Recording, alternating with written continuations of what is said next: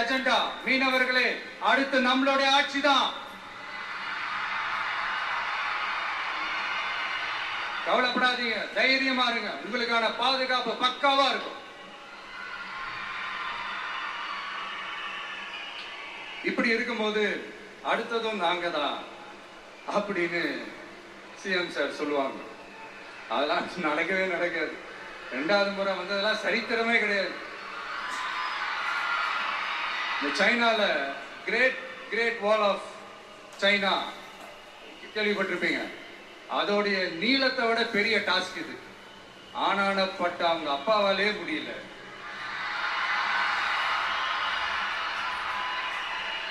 முன்னாடியே சொன்ன மாதிரி உரிய இடத்துக்கு போய் சம்பந்தப்பட்டவங்களோட பேசி அதுக்கான சொல்யூஷன் என்னன்னு தெரிஞ்சுக்கிட்டு அதை எக்ஸிக்யூட் பண்றது தான் ஒரு தெளிவான அரசியல். சும்மா ஆறுதல் சொல்றதெல்லாம் தெளிவான அரசியல்லாம் கிடையாது.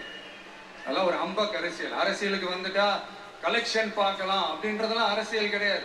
உண்மையிலே மக்களுக்கான அந்த உழைப்பு இருக்கணும். அதனாலதான் நாம அரசியலுக்கு வந்திருக்கிறோம். இது எதிரிகளுக்கு நல்லாவே தெரியும். அதனாலதான் நம்மளை சுத்தி அத்தனை சதிகள். அதுல முக்கியமான சதி என்ன தெரியுமா? இத பாரு, ஒண்ணு நீ இல்லனா நான் இல்லனா நீ இல்லனா நான். நமக்குள்ள வேற எவனும் நடுவுல வந்துடக்கூடாது. நாம 2 பேரால மட்டும்தான் மக்களை ஈஸியா ஏமாத்த முடியும். இந்த விஜய் வந்ததுனால நமக்கு பொழப்பே போச்சு. மக்கள் வேற அவனைதான் நம்புறாங்க. நாம வெளியே அடிச்சுக்கிற மாதிரி அடிச்சுக்கிட்டாலும் உள்ள நம்மளுடைய டீலிங் பக்காவா இருக்கணும். மக்களோட ஃபீலிங்ஸை பத்திலாம் நமக்கு கவலை இல்லை. நமக்கு டீலிங் தான் முக்கியம். மாத்தி ஆட்சிக்கு வந்துடலாம்னு நினைச்சோம். ஆனா அது நடக்காது போல் இருக்கு. அதனால நீ என்ன பண்ற? எஸ்ஓபின்னு போட்டு ஒரு பக்கம் அவனை தடுத்துரு, இன்னொரு பக்கம் அவன் மேல பழி போட்டு நானும் தடுத்துறேன். என்ன ஓகேவா?